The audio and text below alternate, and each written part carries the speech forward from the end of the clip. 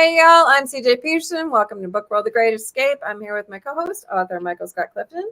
Right now we have the author Eric Staples below us. We're hoping Dill is going to be able to join us. Hopefully he can jump in a little bit. If not, we at least have half of the team with us. So Mike, how was your weekend? It was great. Monday night, Melanie and I and my daughter's son-in-law and grandson were in Arlington at the Arlington Sheraton. My son-in-law was winning a Texas Girls Coaches Association award for Sportscaster of the Year, Sports Writer of the Year. And we were able to attend. It was awesome, and it was well deserved. He's a great sports writer, and we're so proud of him. And this Friday, we were talking earlier before the show started, I'll be at the Longview Comic-Con, which will be at the Mod Cobb Center. Mm-hmm. It'll be only a one-day con. It'll only be on Saturday, and it will run from 10 o'clock to 6 o'clock. Mm-hmm. And hopefully, if you live in the East Texas area, it'd be a great con to go to. VXV always has great celebrity guests and great cons. I try to go to as many of those as I can. Mm-hmm. And it is a local event as far as I'm concerned, because it's one of the besides the Tyler Comic Con, it's really the only one that's within close driving range of Mount Pleasant where we live. So we're looking forward to it. And then next Saturday, I will be at the Greenville Author Fest with a host of other authors. Lots of author friends will be there, and that will be at the, I'm not sure the name of the library, but it's the Greenville Public Library. Mm-hmm. And I'll also be on a panel with some other authors talking about suspense and mystery, which is, even though I write fantasy and science fiction, suspense and mystery are elements that are usually part of a good story. So I'm looking forward to it. Awesome. Eric, can you let Dylan know that his video is not on? And as soon as it is, I will pop him in. Yes. So yeah, I went to the Longview Comic-Con when it was the first year there. It was a lot of fun. It was a little bit slower toward the end, so it was nice because the guests were just walking around, really. So it was kind of cool. We got to meet them, and it was pretty neat. It was a very friendly place to go, and I really enjoyed it. Had a panel or two on that one. Got to see the A-Team van. That was pretty cool. I'm kind of a little geeky on that, but that's okay. Next week, we are not going to have Book World: The Great Escape because I will be speaking at a writers' conference in Montrose, Pennsylvania, the Montrose Christian Writers Conference. So I'm super excited for that, but it's an all-week thing, so I will not be near enough to do a podcast. However, we will be back on the 26th, where we're going to be talking to write or not rewrite. That's the question. I'm going to go ahead and bring Dylan in. Dylan, can you hear us? Dylan, can you hear us? Yes, I can hear you. Awesome. Your video is not on. I'm trying to work on it right now. Okay, awesome. Well, in the meantime, Eric and Dylan, welcome. You brothers who write sci-fi. I'm kind of curious because I have a sister who's also an author. I don't know that I could write a story with her. How does that work, first of all? Step one, you keep your ego in check. It's a very collaborative process. And we have very different writing styles, and they complement each other. Dylan is very analytical, and he has a great eye for detail. I am a little more stream of consciousness. I'll kind of word vomit all over a page and crank out a chapter a day, and then he goes back and goes, no.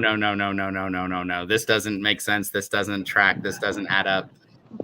So we're really good at keeping each other in check when it comes to making sure that a story is cohesive as well as entertaining. Gotcha. So what made you guys choose sci-fi in particular? I don't know that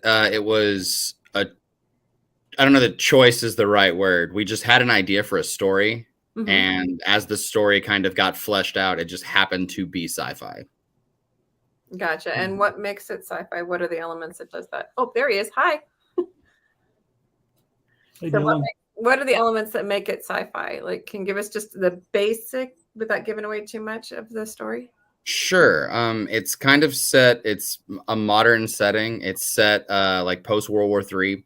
The world is, a lot of people write dystopian. It's a little more of a utopian society. The world is kind of perfect, but it's being maintained by this element of very sophisticated technological weaponry and very, very dangerous people who have access to.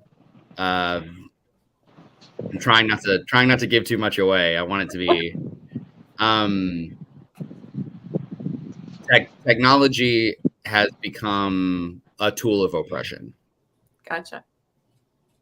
Got it. So you said you're working on book 2. Any ideas on when that one's going to come out? What are we at? 50,000 words on it? The first manuscript, Dylan? Say again? What are we at? 50,000 words on the first manuscript? Something like that. We're pretty close to that. Okay, so 80K is kind of our mark that we're looking to hit. So book 2 is at 50,000 words. We're hoping that by at the latest February of next year, we'll have that book out, edited, ready to go, with totally finished. We're hoping to be done with the manuscript by October or November. Okay. So is it a series or is it a trilogy or what is it? We're not sure. We're just gonna let it do what it does until it's done. A little pantser. Okay, like it. So what made you guys? I'm sorry. Go ahead. I was just going to follow up that question you asked originally, CJ, about the tag teaming y'all do as authors, because I've known a few other authors who have collaborated on books. In fact, I think this is years ago, trio of authors who produce books that worked together collaboratively and spoke to the Northeast Texas Writers Organization at a meeting. So I'm a little fascinated about how that process works with y'all. For you, you said, Eric, that you do a bunch of writing and you just let it fly, I think is what you were saying. And then Dylan, you like maybe tap the brakes and say, hey, maybe this word doesn't work so good. I mean, how exactly do y'all sort that out?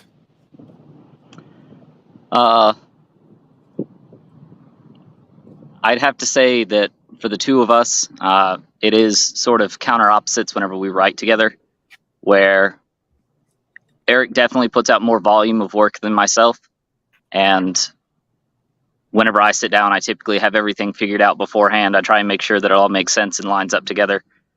And so I think for us, it works out really well, because if it were left up to me, it'd be months in between writing. So Eric keeps the ball moving forward, and then sometimes I just have to come in and redirect the path or knock out a large portion of it ourselves. But either way, it works out really well for us. It sounds like, I was gonna say, it sounds like Eric's the pantser and Dylan's the planner. The planner, yeah, that's what I was going to say. That's what he's describing. Like, wow, that is a little odd. I mean, usually that's like oil and water. When you think, CJ, I mean, usually one gives the other hives, whichever one is when it goes to writing. Because my sister's the planner and I'm the pantser, and I'm like, just write the thing. And she's just like, nope, she's got like the butcher board, or she's got it all written out by pencil. And I'm like, oh, no. Just get the thing in the computer and then deal with it. Yeah. I think it works out for us, mostly because we just come at it with a really big approach of just having respect for each other in that department, where he knows whenever I come back and some of the notes that I'll leave for him are not kind words.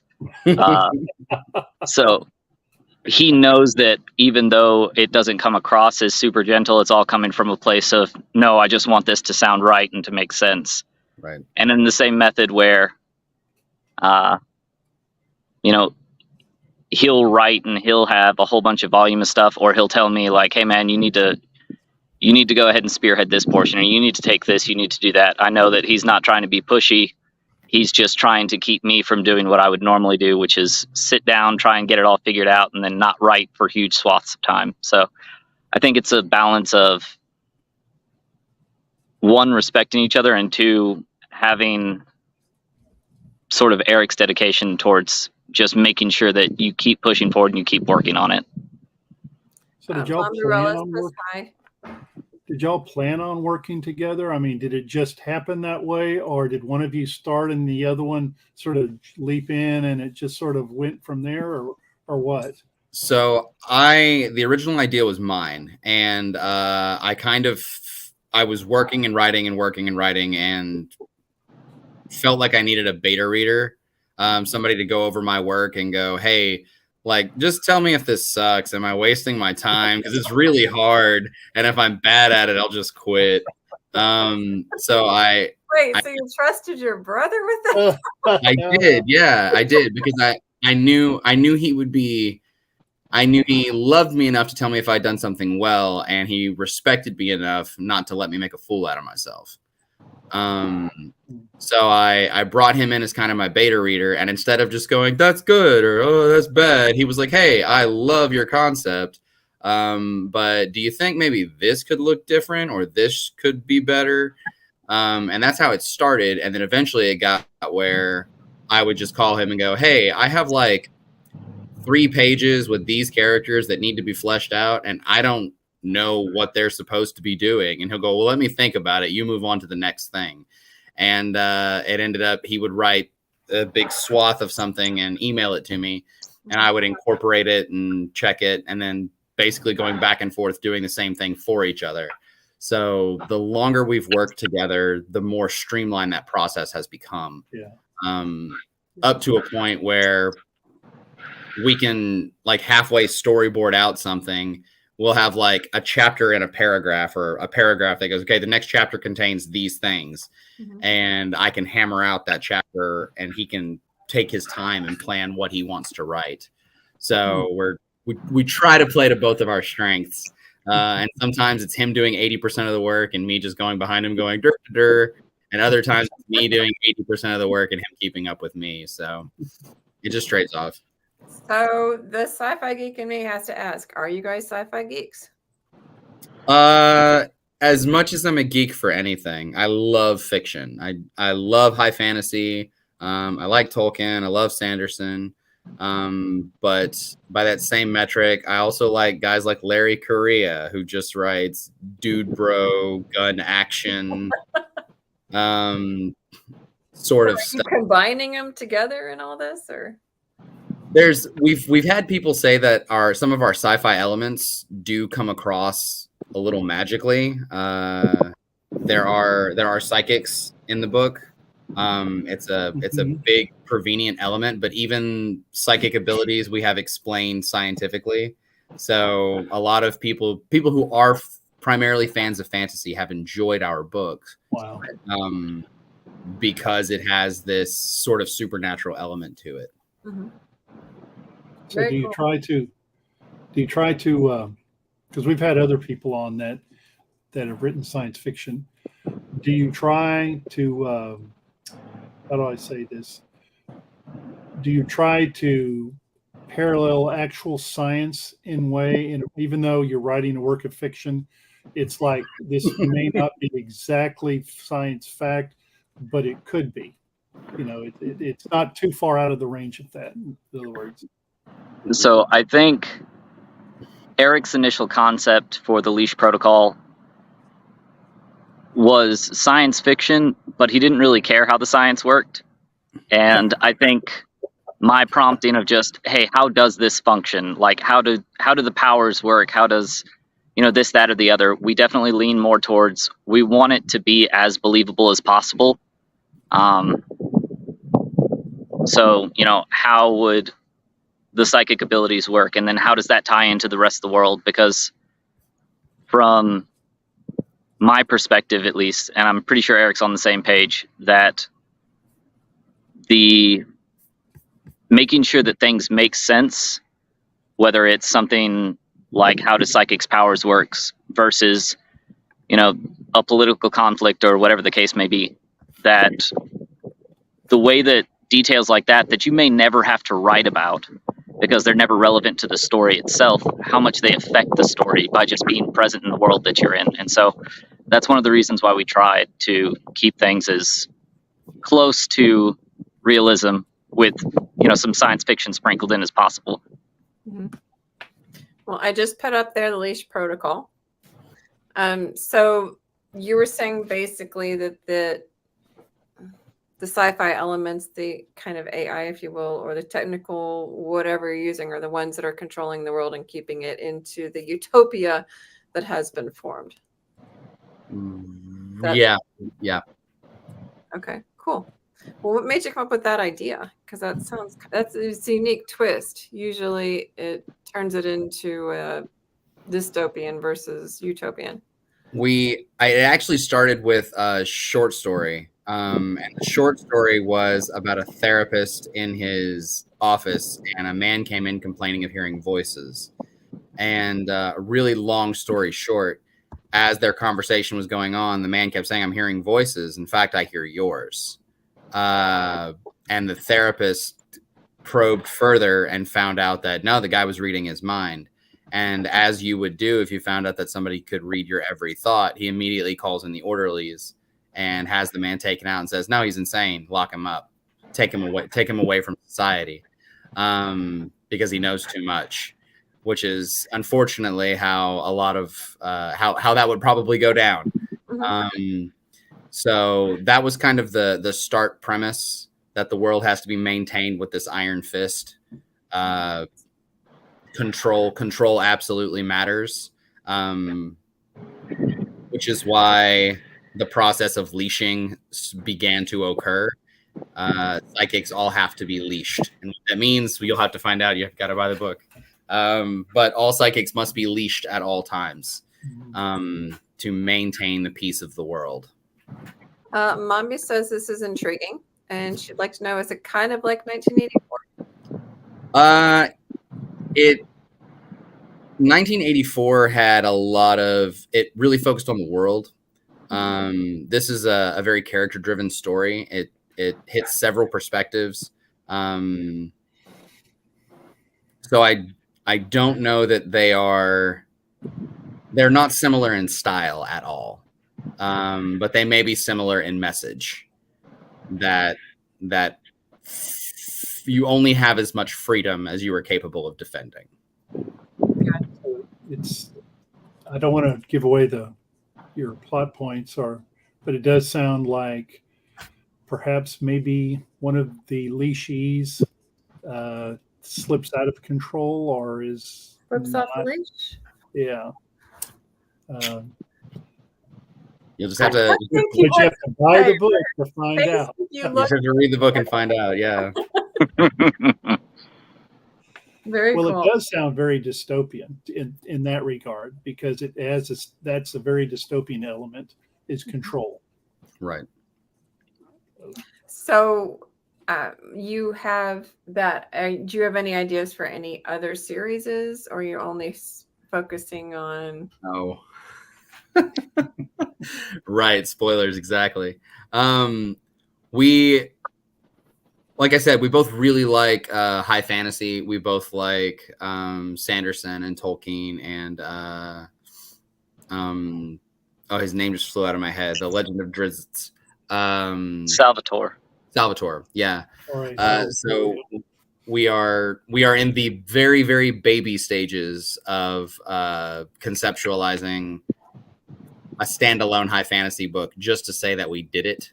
Mm-hmm. But coming up with an entirely new world and magic systems, and that's a whole nightmare. Well, I'm a multi-genre author, and so a lot of times I'll just write a genre just to challenge myself, just kind of see what I can do with it. Most of mine have a sci-fi element to them. And so this last one, I challenged myself to not put sci-fi in, and the sci-fi geek that I am about cringed the whole way through because I so wanted to put stuff in there. But, I just wondered if you were kind of thinking of venturing into other elements, just to kind of challenge and see what you can come up with. We are. We just have. I think we have a pretty clear vision of where our current story has to go, and I think there's just a lot of road left for us to travel to make sure that we're telling that whole story the way that it needs to be told. Yeah, I mean, you're just starting your journey, so it's not something unheard of. So CJ asked you earlier, is this a series or is it going to be and you kind of indicated that, Eric, you've got more to the story that you started in the Leash Protocol ahead. So are we talking a couple books, 3 books, 4 books, or you got a kind of an idea in mind? Until the story's told. What's up? Yeah, until the story is told. I am conservatively saying right now I have 5 to 6 storyboards. Basically, book 2 is in its final stages. It's going to be finished this year. And then book 3 is 10,000 words deep. So we're working fairly rapidly. So are you guys indie authors, or are you through a publishing company? What? We did independently publish initially through a company called Tableau.io that let us maintain all of our writer rights as we understand it, which still gave us the freedom to seek out an agent, which we did. And so we're currently looking at potentially working with some larger publishers, but the offer will have to be right. We really like having control. Yeah, no, that's something that a lot of authors, considering what you're writing, I would imagine giving up control would not be a good thing, considering the premise of your book. Right. Yeah. So if somebody said, one gold nugget piece of advice for somebody who wants to write sci-fi, what would you tell them? Writing sci-fi, do your research. It's incredibly frustrating to read a story that has a bunch of military action and nobody consulted anybody to find out what that military action looks like. They have a bunch of firearms in use, but they don't know which end of the gun shoots. Even going so hanging all over them. even going so far as to say there are so many high fantasy stories that have like swords clanging against each other repetitiously. I'm like, that's not how sword fighting works. That's how you break swords. So yeah, do your research. The big golden nugget I can offer is definitely make sure you have some concept of what it is you're talking about, and you can do so with competence. Otherwise, your story is going to ring hollow with anybody have respect for your readers, because they're going to know if you're just trying to, waffle your way through the story. That was a really roundabout way to say all that. Dylan, what about you? One piece of advice.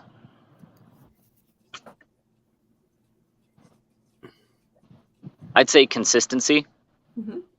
For myself, again, if it's to me, I'm not going to write as consistently as Eric will. Eric writes consistently, and that's his big thing. Consistency in your story, making sure that everything lines up, even the way that people talk to each other, or the way that their voice sounds, the way that other people perceive them. Being consistent in the way that you write your characters or your situations or your places or their reactions, responses.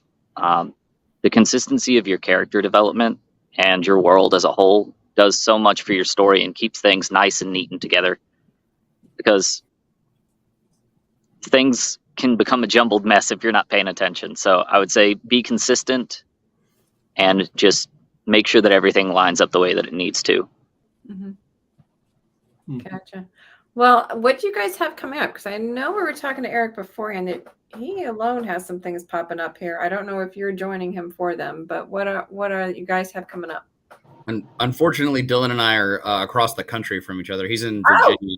He's in Virginia, and I'm in Texas. oh goodness, yeah, that's not going to work. So Dylan has some things coming up that we're aware of. Yeah. I do. There's a handful of book signings and events that I'm trying to get scheduled right now. I unfortunately still have to work. That we're not quite that famous yet. Maybe one day. Yes. But because I still have to work, I travel a lot for my job, so I don't get to set up as many opportunities to get out and sort of spread the word.